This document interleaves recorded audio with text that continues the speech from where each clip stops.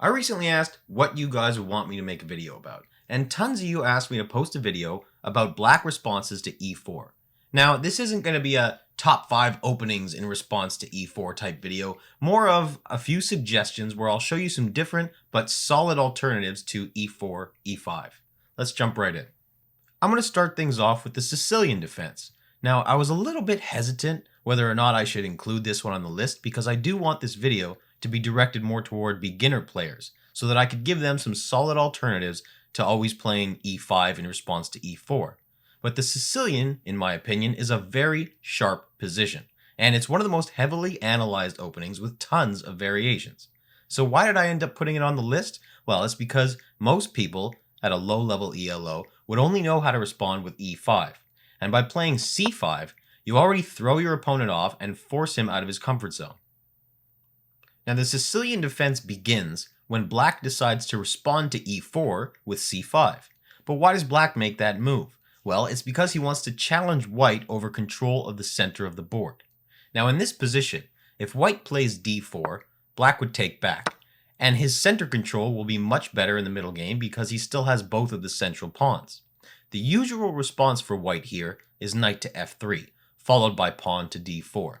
Black's most common responses are knight to c6 or pawn to d6. But here, instead of those moves as black, I would recommend playing the Kann variation, which is pawn to e6.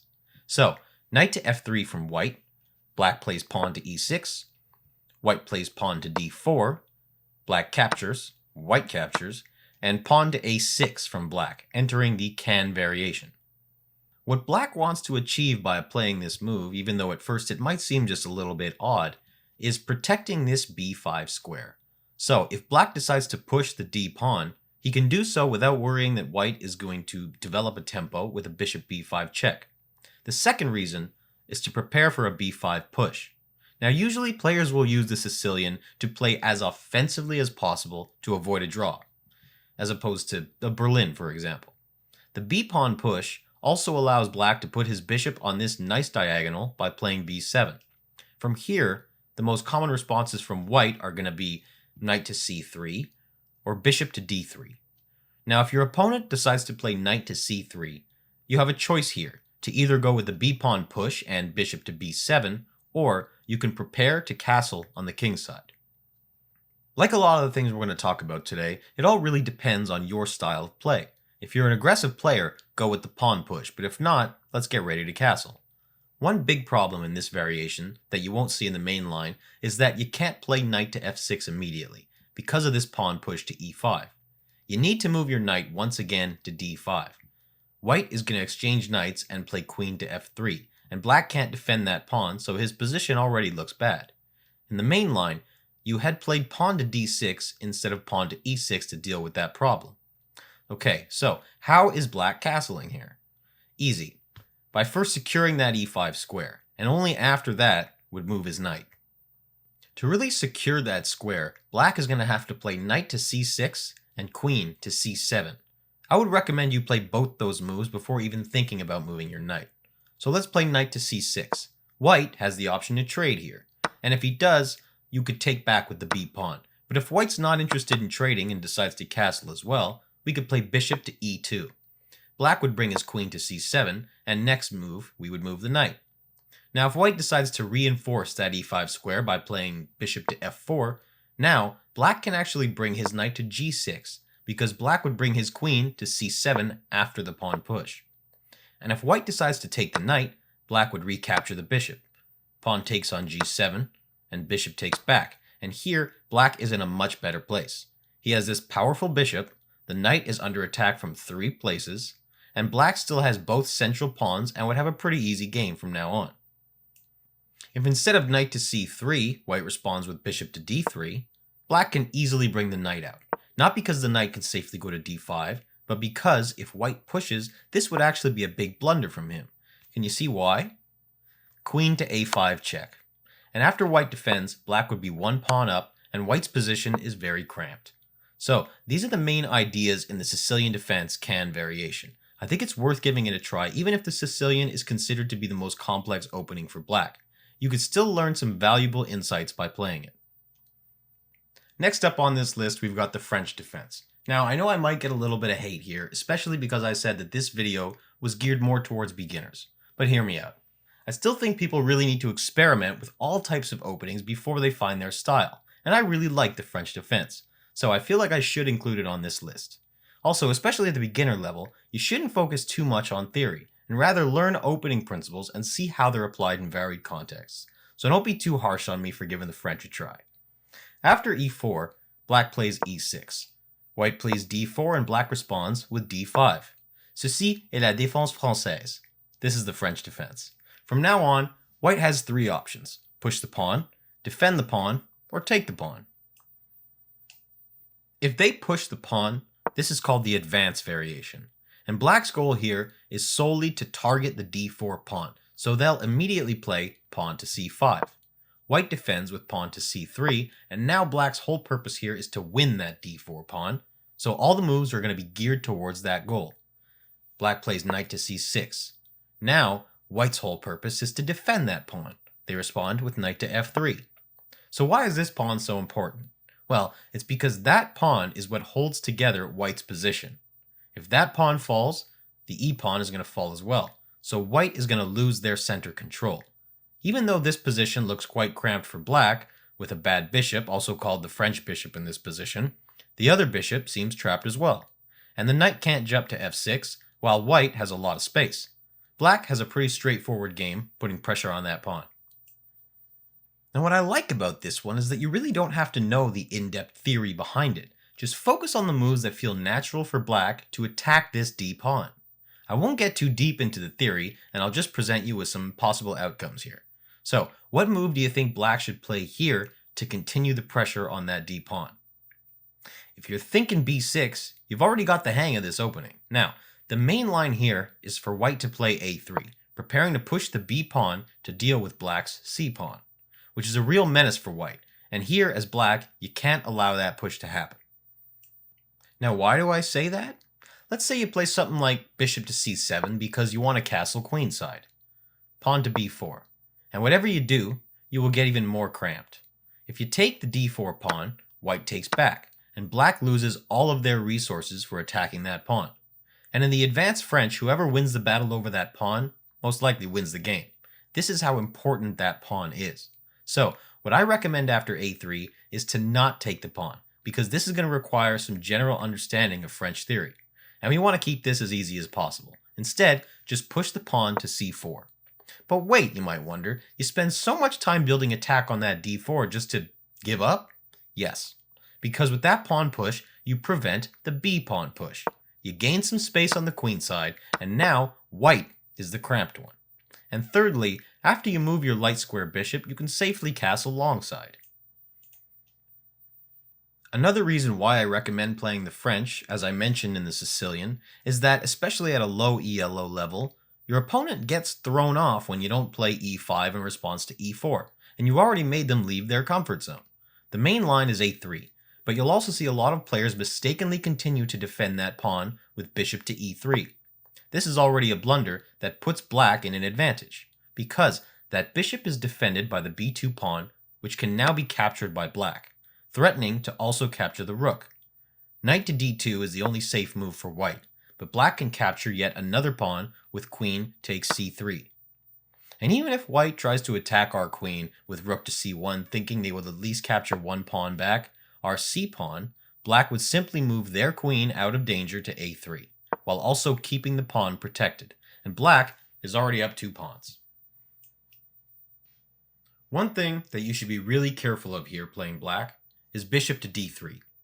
Even if at first impression this leaves the d-pawn undefended, it's actually a trap that you should be extremely careful not to fall into. Because if you take the d-pawn, after all the recaptures, white has this sneaky little discovery check with bishop to b5, and it actually wins our queen.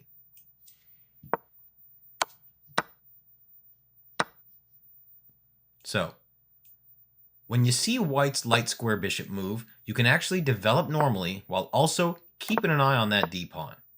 Okay, so that was the advanced variation. Now, the most played variation of the French defense, according to Lichess database, is actually the knight c3 variation, with over 50% of players playing this move.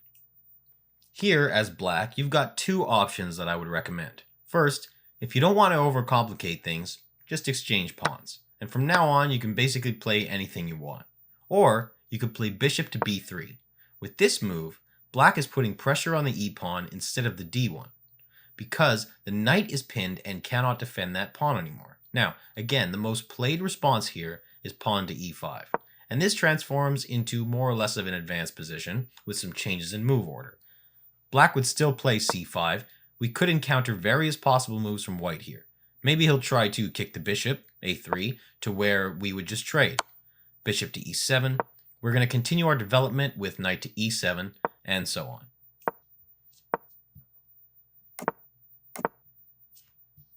Alright, let's keep things rolling with the Caro-Kann defense, which happens after you play c6. White then usually plays d4, and you respond with d5. Again, white has three options here. He can push the pawn, he can take your pawn, or he can protect his pawn. The most played variation is the advanced variation, when white pushes the pawn forward. In this variation, black has two main purposes: getting his bishop out, and creating this nice pawn structure. Notice, if we played e6 right away, our light square bishop is going to be trapped there. And after we get our bishop up, black is going to play c5 to undermine the center. It's like the French opening, but you don't have a stuck light square bishop, more or less. Now you can really play these moves in whichever way you feel comfortable. The main line is to start with taking out the bishop to f5. White continues his development with knight to f3, black plays pawn to e6, white bishop to e2, preparing to castle, and now we push the c pawn. If white takes, we'll recapture with the bishop. If he decides to play something else, like bishop to e3, we can just take. White takes back with the knight. Black would play knight to e7, defending that bishop with the knight if white wants to trade. If not, we would play knight to c6 next round, challenging white's little horsey. If he accepts the trade, we would move the bishop next turn, and we're ready to castle. One thing you really have to be careful of when playing the Caro-Kann defense is if after you move your bishop to f5, your opponent moves to h4. The threat here is that if you play e6 immediately, you're going to trap your bishop. So white moves to g4, and black moves his bishop to g6. Pawn to h5, bishop to e4, and pawn to f3. Now, if you see the move to h4, you need to deal with it right away and play h5. This is going to solve all your problems as black. The exchange variation happens when white takes your pawn and you recapture. From this position, white usually plays one of those two moves: c4, challenging the center right away, or he can play bishop to d3. If white moves to c4, you've got to move your knight to f6. Now this knight has two purposes here. First, defending the pawn, and second, supporting the bishop if you want to move it to g4. Because black's plan is still eventually to play e6. So, depending on what white plays, black's main idea would look a little something like this. Bring the light square bishop out, and after the e6 push, you can move your bishop and castle next round. So, let's say white moves knight to f3. We move bishop to g4, knight to c3, and then our pawn to e6. Now, here, white has a move that seems a little bit scary at first, which is queen to b3, threatening to take the b pawn. But it's only really scary visually. In fact, it doesn't really concern black at all. He could simply take the knight and play queen to d7. Bishop to d3 is more or less the same idea. Now for the last variation, where they decide to defend the pawn and you capture it. They recapture, and here I recommend that you simply play bishop to f5. You don't need to complicate things by playing knight to f7, because after they take, you take back, and this looks kind of ugly, especially for a beginner. So, bishop to f5 keeps it simple, keeps it solid. Now if knight to g3 by white, you got to move your bishop back. If they protect with their bishop, again, this e6 pawn push comes in handy. White moves their knight to f3, we move ours to f6. White moves to g5 with the bishop, pinning the knight. We move our bishop to e7 to defend against that. Takes, takes, takes. And you're nearly close to the endgame.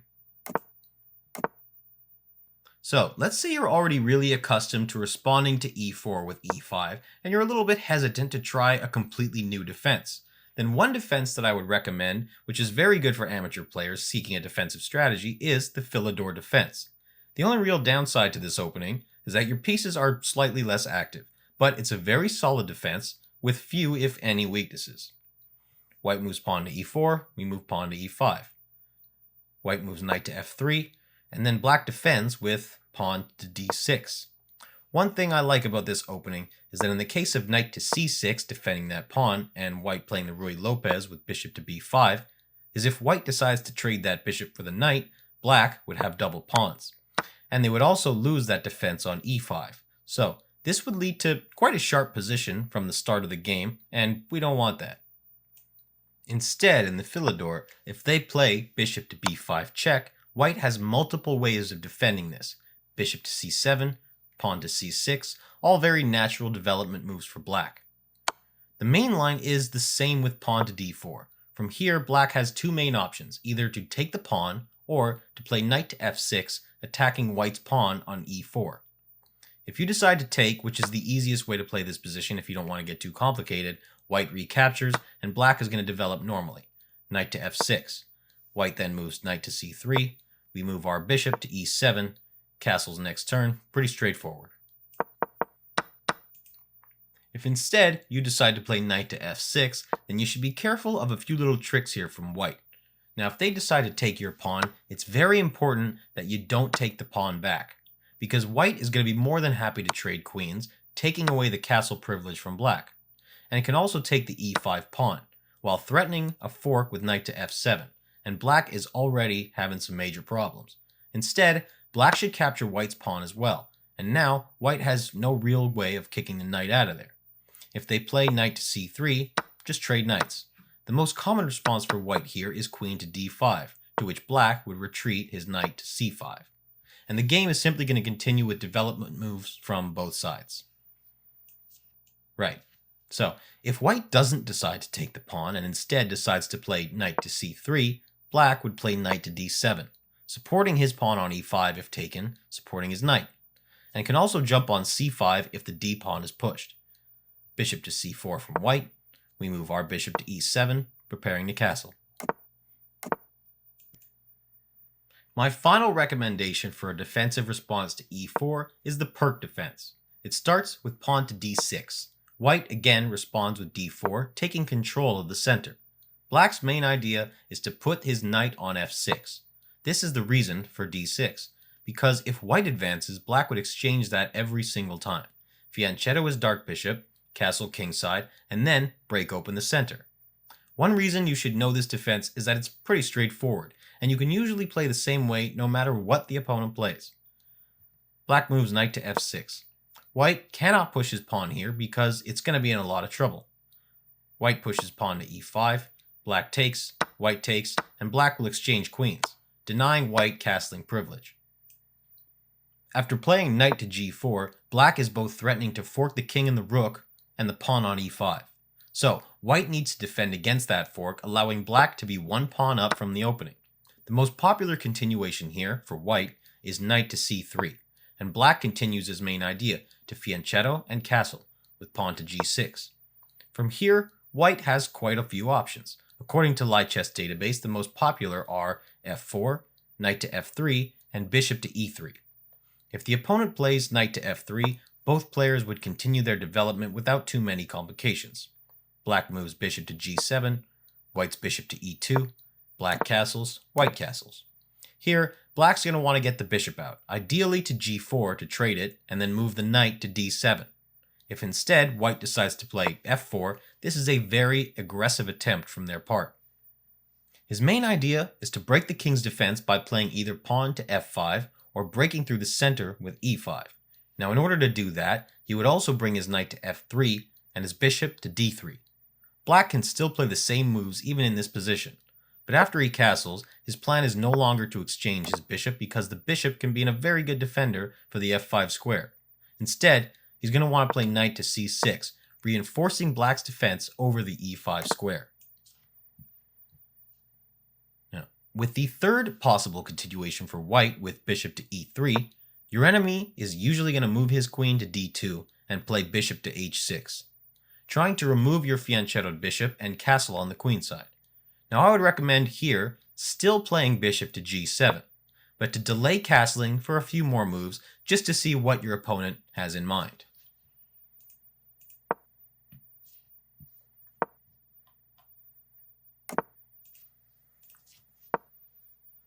So, you asked for it and you got it. I just gave you a few really solid alternatives to experiment with and see if they fit your style. Now the more you try, the more you will improve your games. Also, by playing these openings yourself, you're obviously going to know how to defend against them. So, let me know in the comments which is your favorite defense against e4.